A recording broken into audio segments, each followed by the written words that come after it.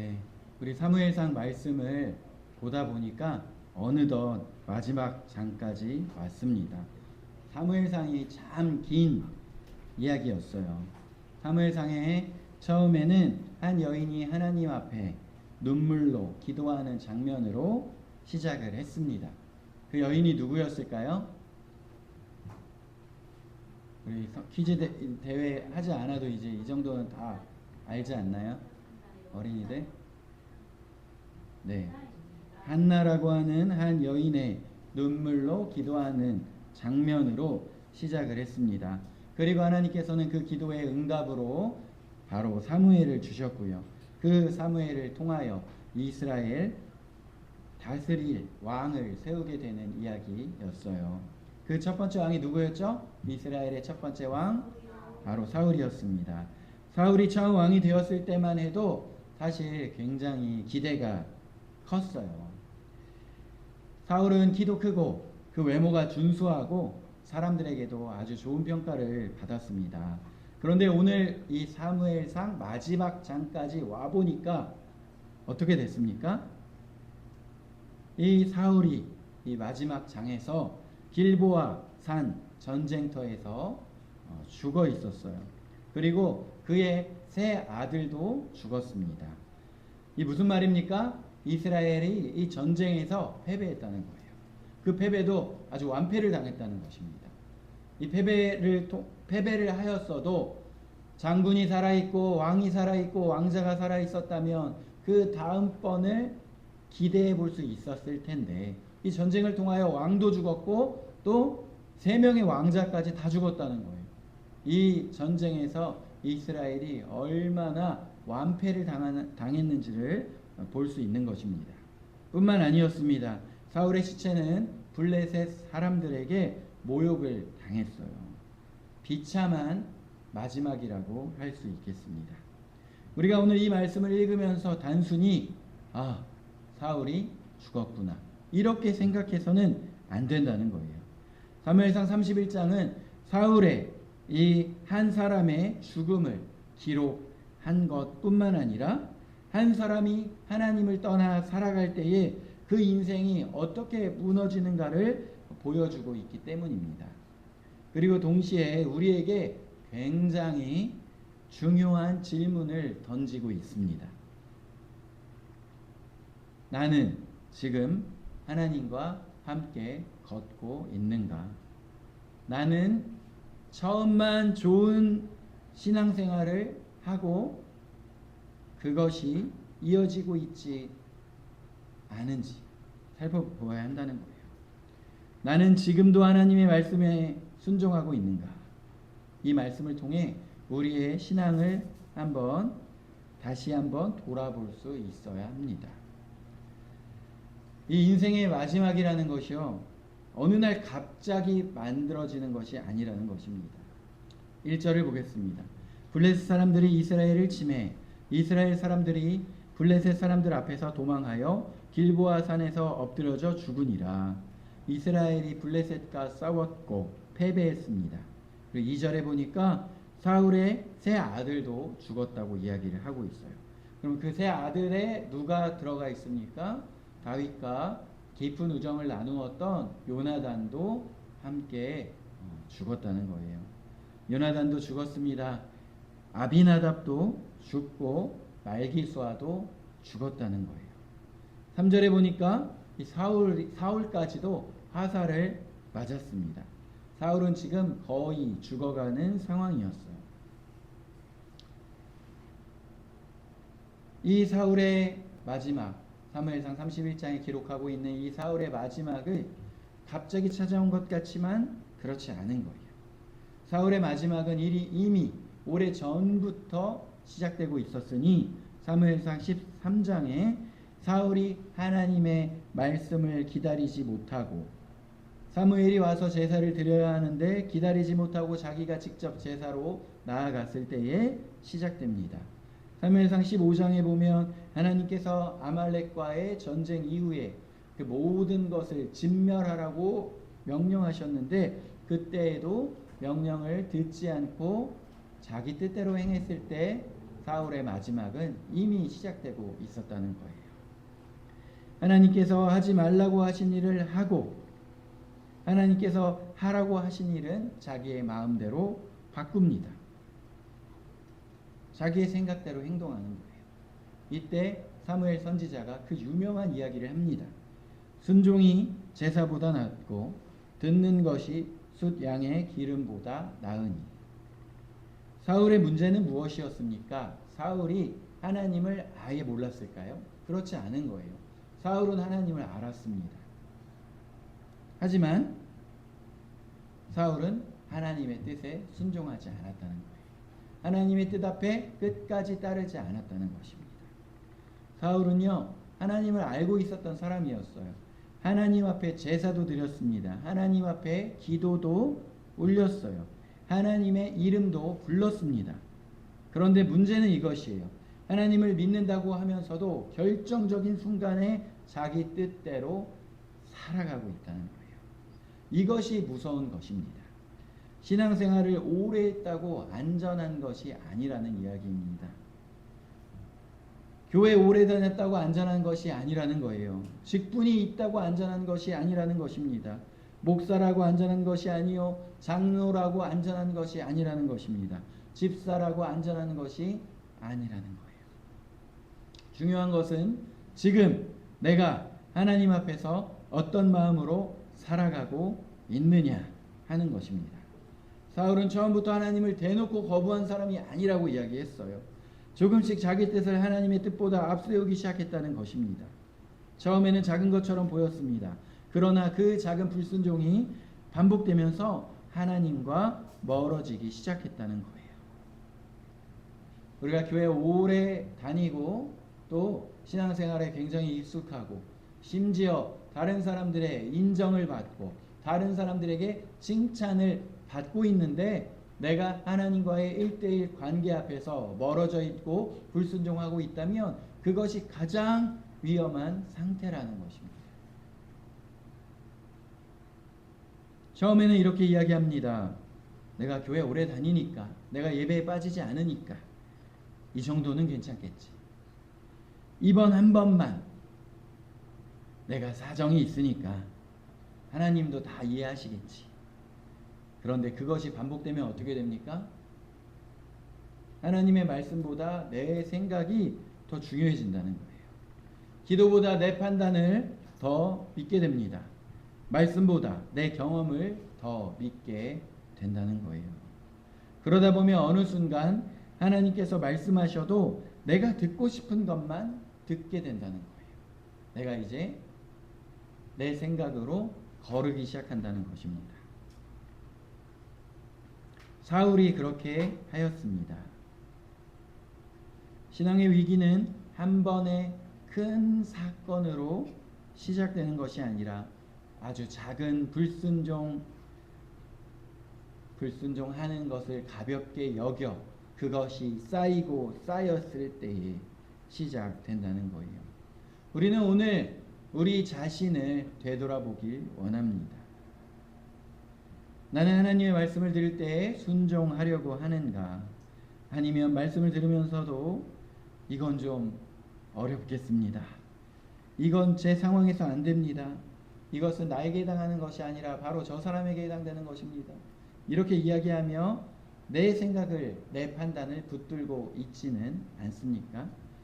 사랑하는 성도 여러분, 마지막을 잘 맞이하는 사람은 마지막 순간에 갑자기 잘 준비된 사람이 아니라는 거예요. 평소에 하나님과 함께 순종하며 동행하며 그 길을 걸었던 사람이 바로 마지막도 잘 맞이한다는 것입니다. 마지막을 잘 맞이한다는 것이 무엇입니까? 바로 하나님과 함께 그 순간을 맞이한다는 거예요. 하나님을 떠난 사람들의 특징이 무엇입니까? 바로 두려움에 사로잡힌다는 거예요. 사울이 화살을 맞았습니다. 그리고 자신의 무기를 든 사람에게 얘기합니다. 이때 당시에는 모든 사람들이 좋은 무기를 가지고 있던 것이 아니었고 지금처럼 무기가 발달된 상황이 아니었기 때문에 왕 또는 왕자만 좋은 무기를 가지고 있었고 그 무기의 무게가 상당했어요. 그래서 그 옆에서 그 무기를 들어주는 사람이 있었어요. 방패, 창, 활, 화살, 검 등 말입니다. 그 자기의 무기를 든 사람에게 사울이 이야기했어요. 너의 칼을 빼어서 그것으로 나를 찔러라. 왜 그랬을까요? 사울은 부상당한 상태에서 블레셋 사람들에게 사로잡히게 되는 것이 매우 두려웠습니다. 사울의 인생을 보면 시종일관 사울을 사로잡고 있었던 것이 무엇입니까? 바로 두려움이었어요. 사울은 평생 두려움에 쫓겨 살았습니다. 자신은 왕이었고 왕궁에 살았고 자신의 명령 한마디면 전쟁을 수행할 군대가 있었음에도 불구하고 잠을 제대로 청하지 못하고 두통에 시달리며 언제 누가 내 왕의 자리를 빼앗을지 두려움에 처했던 사람이었다는 거예요. 사울은 다윗을 두려워했습니다. 백성들의 평가를 두려워했습니다. 왕의 자리를 빼앗길 것을 두려워했습니다. 블레셋을 두려워했습니다. 그리고 마지막에는 그 죽음 앞에 또 두려워했습니다. 하나님을 떠나면 마음이 평안해지는 것이 아니라 오히려 두려움이 커진다는 거예요. 우리 앞에 이 왕의 신분이 없을지라도 나에게 군대가 없을지라도 하나님과 동행하며 이 두려움을 물리치고 참 평안함을 누리시길 원합니다. 그렇다면 사울은 왜 이렇게 두려워했을까요? 사울이 하나님 의지하지 않고 하나님을 떠났을 때에 내 인생을 오롯이 내가 책임져야 한다. 이것이 두렵게 한다는 것입니다. 하나님을 의지하지 않고 내가 내 인생의 주인이 되면 모든 것이 내 책임이 되는 거예요. 그래서 잘 되면 내가 잘해서 잘 된 것이고 일이 잘 안 되면 내가 무너지게 되는 것 같이 생각됩니다. 사람들이 나를 인정해주면 괜찮은 것 같고 사람들이 나를 무시하면 견딜 수가 없는 거예요. 사울이 그러했습니다. 사울은요, 사람들의 박수를 받아야 했어요. 사람들의 인정을 받아야 했습니다. 그래서 다윗이 인기를 얻자 견딜 수가 없었던 거예요. 사울의 문제는 단순히 다윗을 싫어했던 것이 아닙니다. 하나님보다 사람의 평가가 더 중요해졌기 때문이에요. 혹시 우리도 그렇지는 않습니까? 사람이 뭐라고 하는지가 너무 중요할 때가 있습니다. 누가 나를 인정해주면 기분이 좋죠. 누가 나를 무시하면 마음이 무너집니다. 내가 한 일을 알아주지 않으면 속상합니다. 그런데 참된 신앙은 무엇이라고 이야기합니까? 사람의 평가보다 하나님의 평가를 더 중요하게 여기는 것입니다. 사람들이 나를 몰라줘도 하나님이 아시면 된다는 거예요. 사람들이 나를 인정하지 않아도 하나님이 인정하시면 됩니다. 사람들이 나를 오해해도 하나님 앞에서 정직하면 됩니다.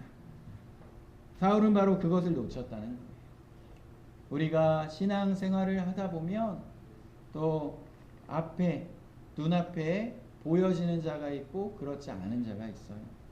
특별히 목회자는 앞에 나와서 또 말씀을 전하고 또 많은 사람 앞에 또 드러납니다.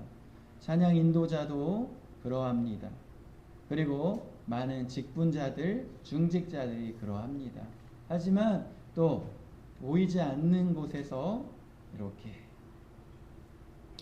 아무도 알지 못하는 곳에서 하나님께서 기뻐하시는 그 뜻대로 자신의 그 일, 아무도 알아주지 않고 아무도 중요하지 않다고 생각되어지는 그러한 일들을 수행하는 사람들이 있다는 거예요.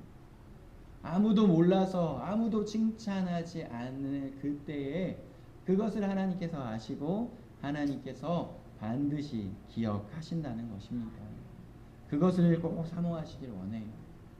예전에 한 목사님의 설교 말씀을 들을 때에 그 교회 안에 새벽 예배를 마치고 난 다음에 어떤 권사님이 끝까지 그 자리를 기다렸다가 가시는 것을 보게 되었다는 거예요.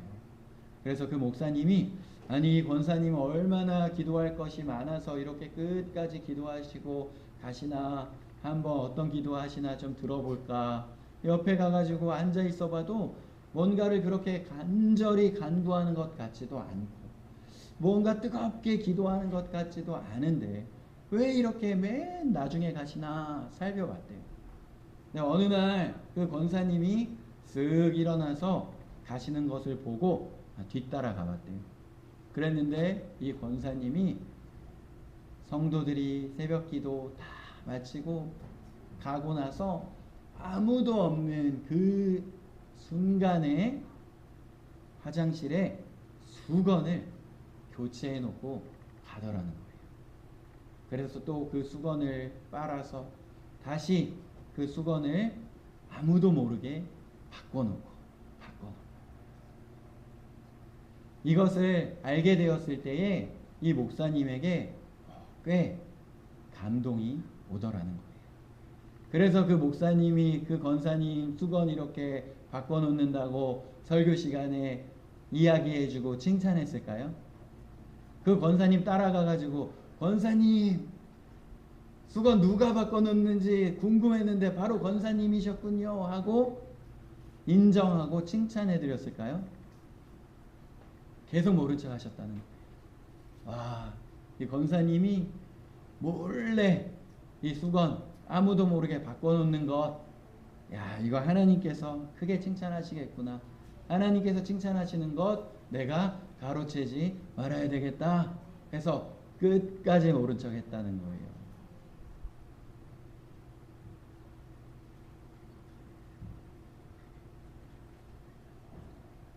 사람들이 나를 몰라줘도 나를 인정하지 않아도 하나님께서 인정하시면 된다. 그 신앙이 큰 줄 믿습니다. 사람들이 나를 오해해도 하나님 앞에서 정직하면 된다. 사울은 이 중요한 것을 놓치고 있었다는 거예요.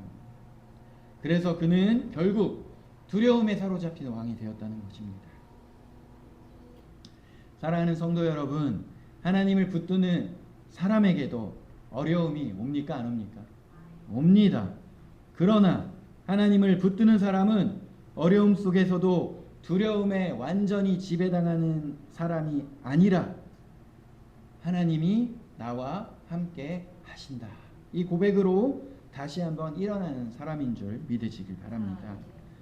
사울은 이 마지막 순간에 자기의 목숨까지도 자기의 스스로 해결하려고 했던 사람이에요. 4절을 보니까 사울이 자기 칼 위에 엎드려졌다고 이야기합니다. 사울의 인생을 한번 생각해 보십시오. 사울은 마지막 순간에도 하나님께 돌아가지 않았어요. 기도하지 않았습니다. 회개하지 않았습니다. 하나님을 찾지 않았습니다. 자기의 손으로 자기 인생을 끝내기까지 하였다는 거예요. 사울의 마지막에는 하나님을 찾는 모습이 보이지 않았습니다. 너무나도 안타까운 상황입니다. 그렇다면 우리가 생각해 볼 것은 사람은 어려울 때 무엇을 붙드느냐 이것이 중요하다는 거예요. 평소에는 누구나 하나님을 믿는 것처럼 보입니다. 그러나 정말 힘들어지면 우리가 무엇을 찾습니까? 돈을 찾습니까? 의지할 사람을 찾습니까? 술을 찾습니까? 인터넷을 찾습니까? 자기 경험을 찾습니까? 아니면 하나님을 찾습니까? 신앙은 이 어려운 상황이 왔을 때야말로 증명된다는 거예요. 무엇을 의지하느냐, 누구에게 달려가느냐. 다윗과 사울의 결정적인 차이가 바로 여기에서 나왔다는 것입니다. 다윗도 얼마나 많은 어려움을 겪었습니까? 사울에게 쫓겨다녔죠. 광야에 숨어 살았습니다.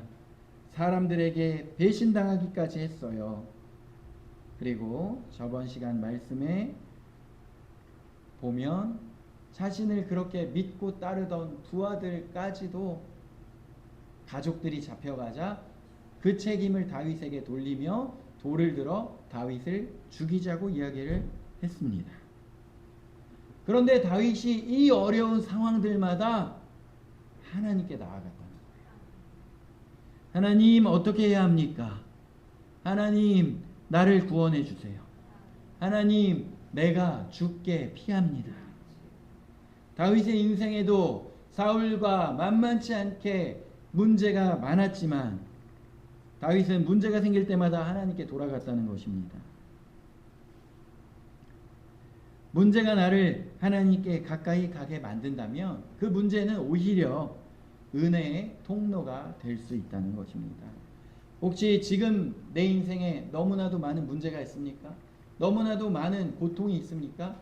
그래서 사람들이 나를 볼 때에 아니 왜 이렇게 교회 다닌다고 하면서 하나님 믿는다고 하면서 그렇게 많은 문제 가운데 살아가냐고 손가락질 당하고 있습니까? 그런데 그 손가락질 하는 사람은 문제의 본질을 알지 못하는 겁니다. 이것은 핵심이 그 문제에 있는 것이 아니라 그 문제가 찾아왔을 때 누구에게 달려가느냐 이것에 있다는 것입니다. 사울은 문제가 생길 때마다 하나님에게서 멀어졌고 다윗은 문제가 생길 때마다 하나님께 달려갔다는 거예요. 이것이 문제의 핵심입니다. 그러므로 우리가 힘들 때 하나님 이 문제를 없애주십시오 라고 하는 기도도 참 좋습니다. 하지만 그것과 함께 우리가 간구할 것은 하나님 이 문제 때문에 하나님에게서 멀어지지 않게 해주십시오. 하나님 이 어려움을 통해 더욱더 하나님을 붙들게 해주십시오. 그 기도가 우리의 영혼을 살린다는 거예요. 사무엘상 31장 보면 이 사울의 죽음 뒤에 끝나는 것이 아니라 하나님의 일하심과 주권을 우리가 발견하게 됩니다. 사울이 죽었습니다. 요나단도 죽었습니다. 이스라엘도 패배했습니다. 블레셋이 승리했습니다. 이렇게 보면 하나님의 계획도 실패한 것처럼 보여요. 그런데 그렇지 않은 것이에요. 하나님은 사울이 실패했다고 해서 실패하시는 분이 아니십니다. 하나님의 계획은 사울의 불순종 때문에 무너지지 않아요.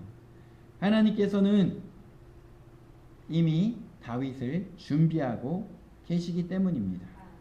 사울은 왕좌에서 내려오고 있어요. 그러나 하나님께서 세우신 다윗이 왕좌를 향해 나아가고 있다는 것입니다. 이것이 하나님의 섭리라는 거예요. 그래서 우리가 내 상황과 환경을 바라볼 때에, 나의 가정을 바라볼 때에, 이 나라 이 민족을 바라볼 때에 힘들고 어려운 상황과 환경들 바라보면서 아 망했다. 내가 지지하고 있는 정당의 후보가 대통령 되지 않았다고 해서, 내가 투표한 정당이 다수당이 되지 않았다고 해서 나라가 힘들고 어려운 상황이 찾아오는 것 같이 느껴질 때에 아, 이 나라 망했다. 우리 가정 망했다. 이렇게 이야기하는 사람은 그 뒤에 역사의 주관자 되신 하나님의 예비하심을 바라보고 있지 못하는 것입니다. 물론 아무 상관없다 이러한 것이 아니라 하나님 여전히 힘들고 어려운 상황 가운데서도 일하고 계십니다. 이것을 믿고 믿음으로 기도하며 나아가는 거예요.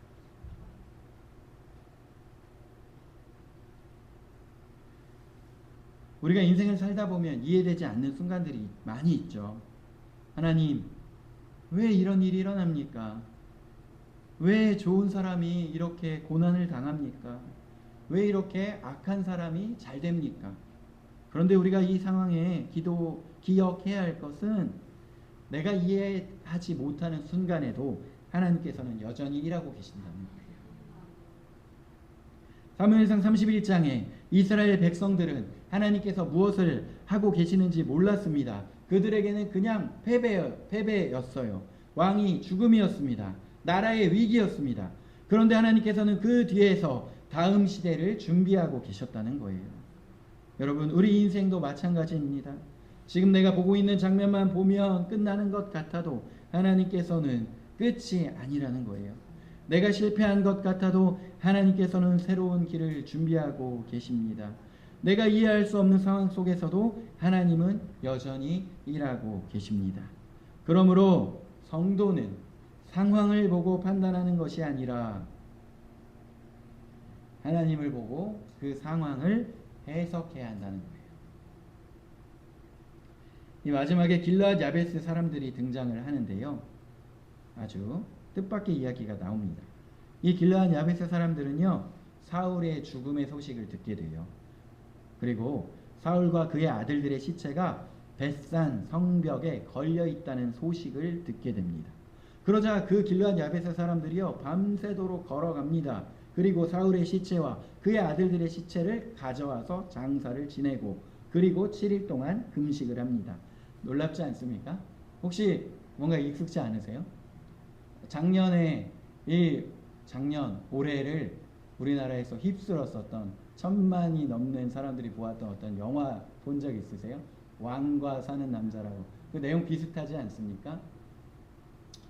그 영화를 보면 이제 반정으로 인하여 왕의 자리에서 쫓겨난 그 왕이 죽게 되고 그 왕의 시신을 아무도 수습하지 말라고 이야기했을 때에 그 은혜를 입은 사람이 그 왕의 시신을 수습하는 장면들을 우리가 보게 됩니다.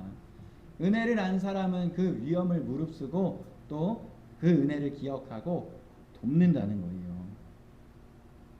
이 길르앗 야베스 사람들은 사울에게 받은 은혜를 기억하고 있었던 사람들이었어요. 사울의 왕이 된 초기에 암몬 사람들이 길르앗 야베스를 공격을 했어요. 그때 사울이 군대를 이끌고 가서 그를 구원했습니다. 그리고 수십 년이 지난 후에 사울이 죽음을 맞이했을 때에도 그때 받은 그 은혜를 기억해서 그 마지막 순간에 찾아가 그 시신을 수습하는 장면을 보게 됩니다. 사울의 은혜를 입은 다음에 사울이 왕이 됐을 때 우리 저 사람하고 친하다 이야기하는 것 어렵지 않아요. 하지만 왕의 자리에서 물러나고 죽게 되고 고통당했을 때에 그 은혜를 기억하여 의리를 지킨다는 것은 쉽지 않은 거예요. 이 길르앗 야베스 사람들도 그리고 이 왕과 사는 남자 영화에서도 보면 목숨을 걸고 해야 하는 일이라는 것입니다. 여기서 우리는 한 가지를 배우게 됩니다. 사람들은 보통 무엇을 기억합니까? 내가 베푼 은혜를 기억해요. 그리고 내가 받은 은혜를 잘 잊어요. 하나님께 받은 은혜도 잊어버립니다. 사람에게 받은 은혜도 잊어버려요. 과거에 누가 나를 도와주었는지도 잊어버립니다. 그런데 힘들었던 일은 아주 오래 기억합니다. 누가 나에게 상처 준 것은요 10년이 지나도 안 잊어버려요. 생생하게 기억하는 거예요. 그런데 누가 나 도와준 거는 금방 잊어버립니다. 그래서는 된다는 것입니까? 안 된다는 것입니까? 안 된다는 거예요. 그 반대로 해야 된다는 거예요. 성도는 은혜를 기억하는 사람이어야 한다는 것입니다. 하나님께서 나에게 무엇을 해주셨는지 기억해야 합니다. 하나님께서 나를 어떻게 구원해 주셨는지 기억해야 합니다. 내가 얼마나 부족한 사람인데도 하나님께서 어떻게 여기까지 인도하셨는지를 기억해야 한다는 거예요. 그 은혜를 기억하면 감사가 나옵니다. 그리고 감사가 있는 사람은 쉽게 무너지지 않아요. 하나님께서 주신 은혜뿐만 아니라 우린 또 사람들이 우리에게 준 은혜들을요 꼭 기억해야 합니다. 저도 벌써 10여 년이 지났는데 어머니와 누나가 동시에 이렇게 암투병을 하면서 하루에 병원을 3곳을 막 오고 가고 했던 적이 있었어요. 근데 그때 어머니 수술하시는 날 막 1시간 넘는 거리에서 저를 찾아와 가지고 짬뽕 한 그릇 사주고 가신 목사님, 제가 선명하게 기억해요. 엊그제 같아요. 그 목사님이 와서 엄청 두꺼운 봉투를 주고 가서 제가 기억하는 걸까요? 그렇지 않아요. 그분도 저도 서로 그럴 형편이 아니에요. 서로 봉투 주고받을 형편이 아니에요. 근데 와서 짬뽕 한 그릇 사주고 간 거예요. 탕수육을 사줬었는지 안 사줬었는지는 제가 기억이 흐릿합니다. 근데 그 힘들고 어려울 때에 찾아와서 그 짬뽕 한 그릇을 사주고 간 것이요. 10년이 지나도 선명하게 기억돼요. 왜 그러냐면 그 목사님도 수년 전에 사모님이 갑자기 쓰러져서 또 수술하고 그 수술 이후에 사모님이 또 좀 장애를 갖게 되고 그 힘들고 어려운 시간들을 통과했었던 경험이 있기 때문에 그 수술하는 날 저한테 형 병원 어디야? 몇 시야? 하고 툭 와가지고 짬뽕 한 그릇 하자고. 그 짬뽕 한 그릇 먹고 가면서 그 마음이 다 전달됩니다. 우리 성도님들 힘들고 어려운 것들 기억하는 것이 아니라 꼭 이러한 은혜를 기억하고 다른 사람들에게 이렇게 툭 찾아가서 짬뽕뿐만 아니라 탕수육까지 시켜주는 은혜를 기억하고 은혜를 전하는 그러한 성도님들 되기를 소망합니다. 사무엘상 31장을 마치면서 사울의 인생을 한번 정리해 봅니다. 사울은 처음부터 악한 사람이 아니었다고 했어요. 하나님께 선택을 받았던 사람이었고 이스라엘의 첫 번째 왕이 되었고 하나님께 기름 부음을 받았던 사람이었어요. 전쟁에 나가서 이스라엘을 승리로 이끌며 이스라엘을 구원하는 데 쓰임까지 받았던 사람이었습니다. 그러나 점차 자기의 생각이 커져서 하나님의 말씀보다 자신의 판단을 앞세웠던 사람이었어요. 사람의 시선을 하나님 시선보다 더 중요하게 여겼던 사람이었고 다윗을 질투했고 마지막에는 하나님을 찾기보다 스스로 죽음을 맞이했었던 사람이었습니다. 사울의 인생에서 가장 무서운 것은 끝내 죽었다는 것이 아니라 하나님과의 관계가 무너진 채 인생의 마지막까지 갔다 이겁니다. 그러므로 오늘 이 사무엘상 31장 말씀을 통하여 우리가 돌아보아야 할 것은 너는 지금 하나님과 어떤 관계에 있느냐 하는 것입니다. 교회에 잘 나오고 있습니다. 그것으로 충분하지 않다는 거예요. 성경을 읽고 있습니다. 그것으로 충분하지 않다는 것입니다. 기도하고 있습니다. 그것으로 충분하지 않다는 거예요. 정말 중요한 질문은 이것입니다. 하나님의 말씀에 순종하고 있느냐? 하나님보다 다른 것을 더 믿고 있지는 않느냐? 하나님보다 사람의 평가가 더 중요하진 않느냐? 하나님보다 돈을 더 의지하고 있지 않느냐? 하나님보다 내 경험을 더 믿고 있지는 않느냐? 오늘 우리는 이것이 사울의 이야기, 그저 다른 사람의 이야기라고 생각해서는 안 되겠습니다. 나도 이렇게 될 수 있겠구나. 그러면 우리는 이제 어떻게 해야 하겠습니까? 사무엘상 31장을 보며 하나님께 택함을 받았던 이 사울조차 불순종하다가 스스로 죽었다, 불행하다 이렇게 끝내는 것이 아니라 절망으로 끝내는 것이 아니라 사울의 시대가 끝났지만 다윗의 시대가 시작된다. 다윗이 사울을 죽이면서 왕이 되면서 끝나는 것이 아니라 하나님께서 그 때를 정하셨어요. 하나님께서 다윗을 준비하셨습니다. 하나님께서 다윗을 왕으로 세우십니다. 이것이 은혜입니다. 하나님의 일은 사람의 실패에 의해 좌지우지 되는 것이 아니라는 거예요. 사람이 실패해도 하나님께서는 일하십니다. 사람이 넘어져도 하나님의 계획은 무너지지 않습니다. 그래서 우리는 하나님, 제가 제 힘으로 신앙생활하지 않도록 도와주십시오 라고 기도하며 끝까지 순종하며 끝까지 하나님 붙들며 나아가기를 소망합니다. 기도드리겠습니다. 하나님 아버지, 사울이 죽었습니다. 다윗도 후에 죽게 됩니다. 모든 인간의 왕은 죽습니다. 그러나 우리의 왕 되신 예수 그리스도께서 죽으시고 부활하셔서 우리의 소망이 되십니다. 그래서 우리는 이렇게 기도하며 나아가길 원합니다. 하나님, 제가 끝까지 하나님을 붙들게 해 주옵소서. 내 생각보다 하나님의 말씀을 더 신뢰하게 해 주옵소서. 사람의 평가보다 하나님의 평가를 더 중요하게 여기게 하여 주옵소서. 하나님, 제 인생의 마지막 페이지까지 함께 해 주옵소서. 감사드리며 예수 그리스도의 이름으로 기도드립니다. 아멘.